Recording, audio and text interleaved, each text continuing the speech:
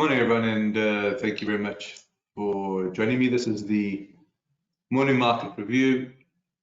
It's Wednesday, it's the 30th of November. My name is Russell Shaw, I'm a senior market specialist at FXCM, and my email address is r@fxcm.com. Just going to go ahead and bring up the high risk investment warning, and I'll keep this on screen for a few moments. Can you guys see the screen and hear me okay? Just want to double check. Hey, Zanetta, good morning to you.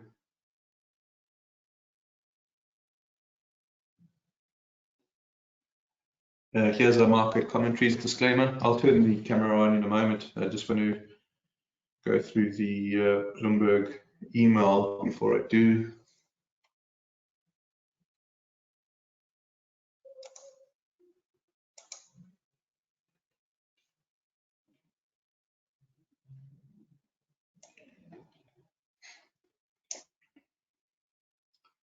What are our references?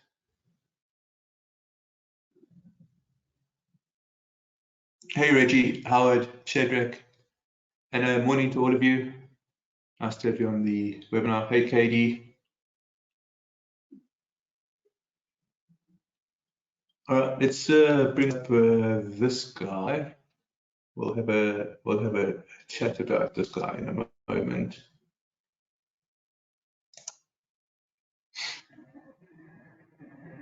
Let's just go through the. Actually, before we do that, let's go through the Forex Factory. So just with regards to Forex Factory, preliminary GDP is out later, forecast at 2.8% quarter on quarter.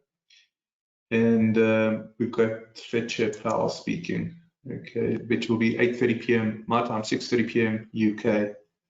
Okay, due to speak about the economic outlook, inflation, and the labour market at the Brookings Institution.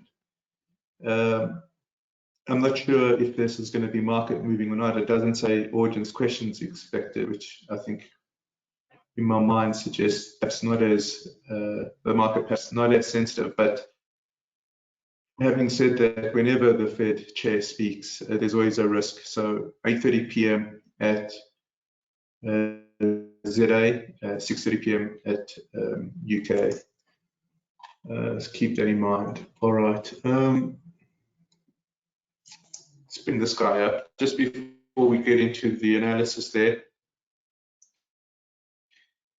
the first headline reads China slowdown. China's economic activity contracted further in November amid a record COVID outbreak, with growth likely to remain weak, and the central bank expects to add more stimulus to bolster the recovery. The IMF has had to trim its forecast for China's economic growth as COVID-19 related restrictions and difficulties in the property sector weigh on its prospects. British banks, the UK government will relax the ring fencing of banks as part of its efforts to deregulate the city of London and get a big bang out of Brexit. According to a person familiar with Treasury plans, ring fencing requires banking groups to separate their retail banking services from the investment and international banking activities. It was part of the government's response to the global financial crisis in 2008 and was aimed at protecting UK retail banking from emanating from elsewhere.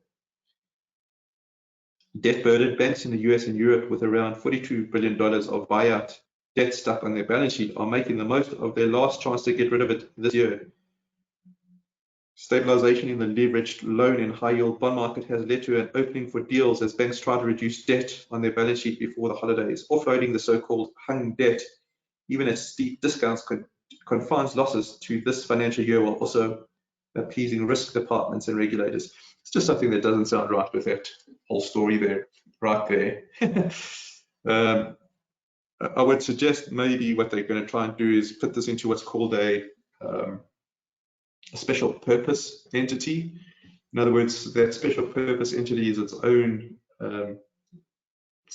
legal entity. It moves the debt off of the balance sheet, it puts it into a special purpose vehicle, which is a legal sort of has a legal presence, so to speak, and perhaps maybe that's one way of dealing with that it makes it separates the debt from the bank. I wonder if that's the way they'll do that. Return to normal. Federal Reserve Bank of St. Louis President James Bullard repeated his call for additional interest rate hikes to a level that will restrict economic growth, which he said sets the stage for a return to more ordinary monetary policy in 2023. The policy rate has not yet reached a level that could be considered sufficiently restrictive, but it said in an article posted online, saying estimates show a rate of at least 4.9% would be needed. Coming up, European stocks are headed for gains as investors weigh China's COVID policy and await a speech from Fed Chair Jerome Powell. German Chancellor Olaf Scholz and Norway Prime Minister Jonas Gahr Store participate in a conference. Italy GDP and CPI inflation numbers also across France to Portugal are among expected data. Salesforce and Bell's earnings. All right, good. I think we can stop there. I'll turn the camera on. I was just reading that email off of my mobile, so I didn't want to have the camera on whilst I was doing that.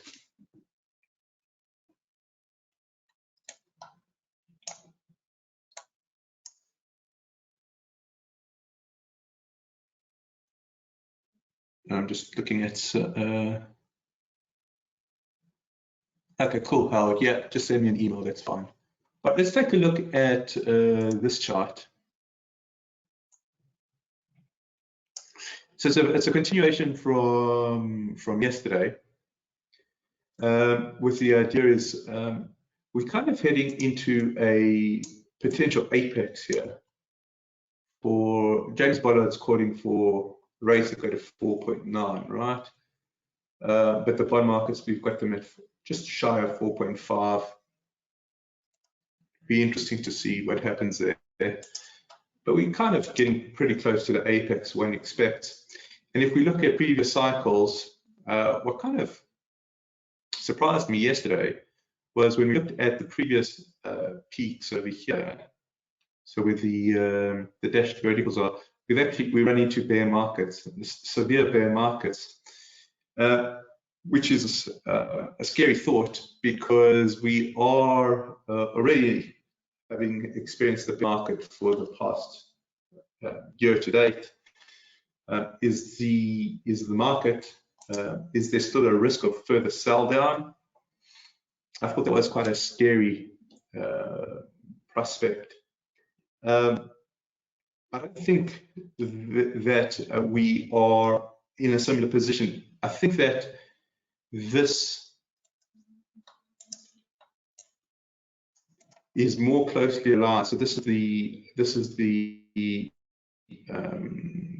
tech wreck, and here's the global financial crisis. So the excess of the tech wreck and the global financial crisis, I think, have more in common than where we are right now, which is generally a result of extreme liquidity in the market, and then siphoning that liquidity out of the market, because what the excess liquidity did was it's made rampant inflation, and siphoning it out is we try to control that inflation. And then, of course, this is compounded by the fact that we've got a major geopolitical conflict going on, and with substantial amounts of food items coming out of that particular region. We've got oil shocks, so we have a stagflationary type of setup, which was absent in 2000 and 2008. So inherently, to take a look at 2000 and 2008 does include some biases that are absent currently. So I'm not sure that we're comparing apples with apples. And what I've done, just to kind of hammer that point, is I've thrown in the COPOC indicator underneath. And if you take a look where the COPOC indicator is, where it was in 2000, it was nowhere near value. Nowhere near value, right? Value is under the green and it turns up. If we take a look at it in 2000, nowhere near value. So we weren't in a value stage of the market, we were in the growth stage of the market. That's not what's happening here. We're now in the value stage of the market.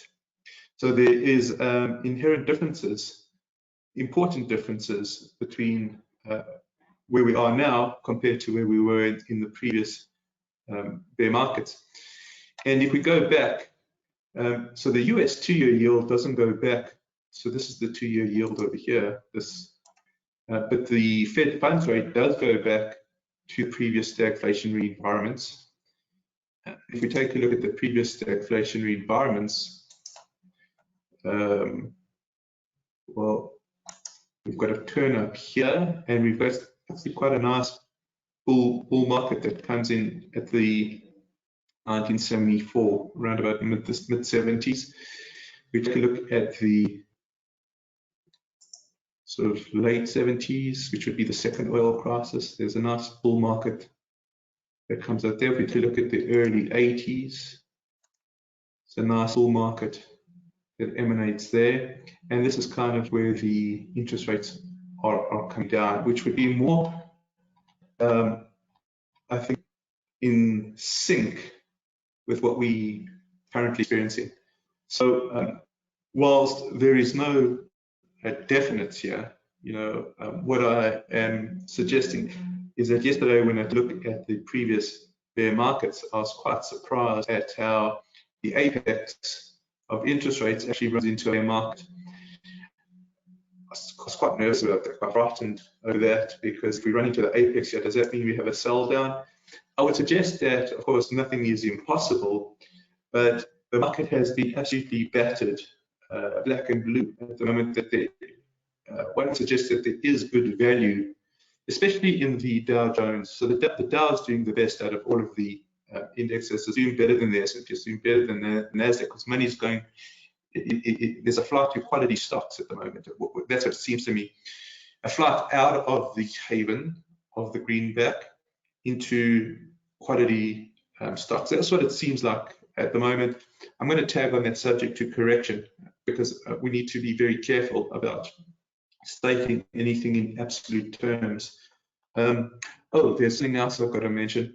The live trade on Friday, the link I gave you yesterday was an incorrect link. So I've just pasted the correct link into the chat. My apologies about that. Curtis, if you need me to email that, just shoot me an email again. I'll send it through to you. That link that I sent yesterday is not going to work for Friday, so just be aware of that. My apologies there. And we will send out an email on Friday morning with this link, just to put that in there. All right, so I think that there's another thing that we should take a look at, which we haven't looked at in quite a while, and this would probably be a good segue into the crypto minute. But if we get rid of these, what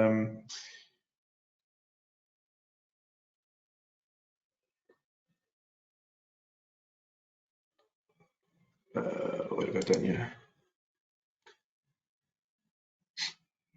I'm not sure I've done the cleverest thing here. I want to bring up US core inflation. Let's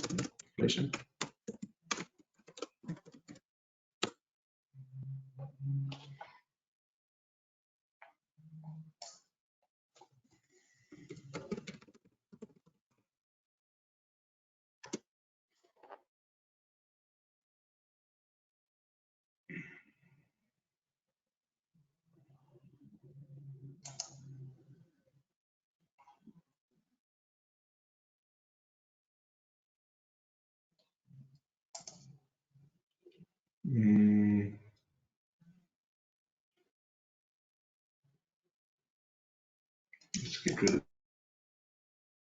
this.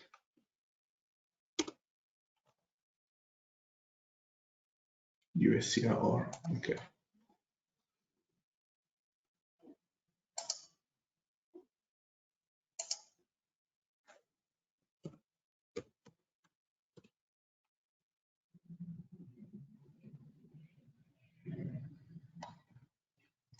So the PCE comes out tomorrow. PCE. So we're looking here at, this is more CPI that we're looking at, but it's okay. I want to just add in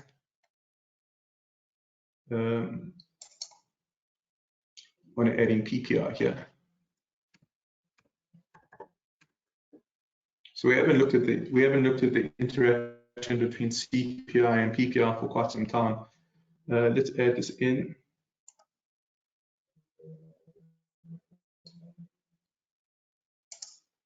And this is where it gets quite interesting. Let's just change up the colors here. Let's pop this PPI onto the top chart. There we go. I'm just going to mute because I can feel a cough coming.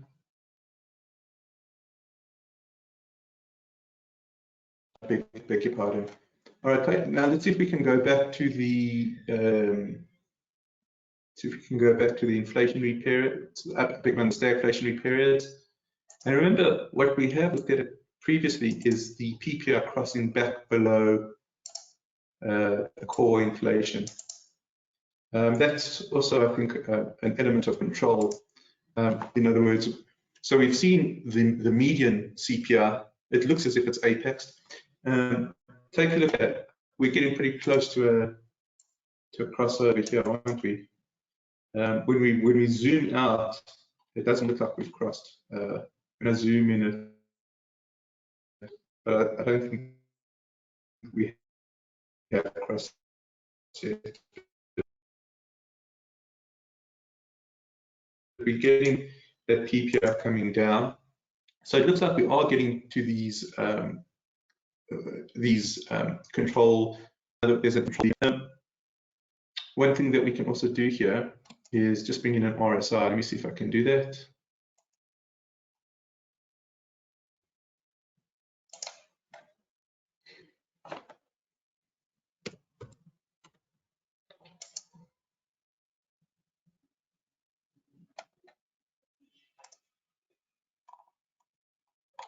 And what we have here is interesting.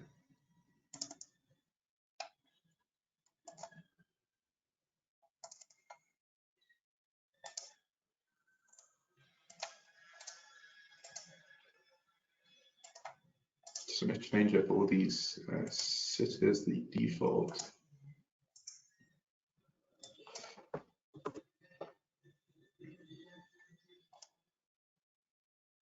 Okay. If we take a look back at the inflationary periods, when that RSI crosses below its signal, that's probably a good sign as well. We've just done that here as well.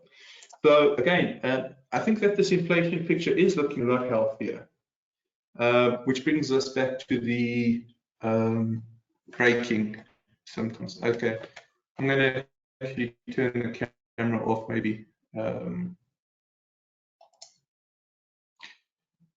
Okay, this should help, KD.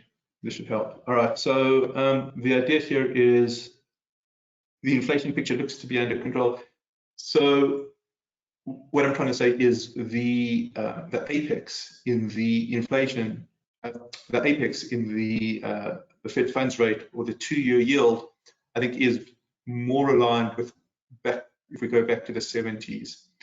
And if we go back to the 70s, well, these are pretty good signals. And considering where the COPOC indicator is, I think that's actually quite exciting to me as we go into 2023. So I'm still of the opinion that we are getting into that renewed confidence stage. In fact, the more bad news that comes out, and the less the market reacts to that, the closer we are to that renewed confidence. I'm going to stop here because I want to go through to the crypto minute. Please join me on the other side. If there's any questions, I'm just going to wait sort of 20 seconds. If there's any questions, please go ahead and type those in. Otherwise, we'll go through to the crypto minute.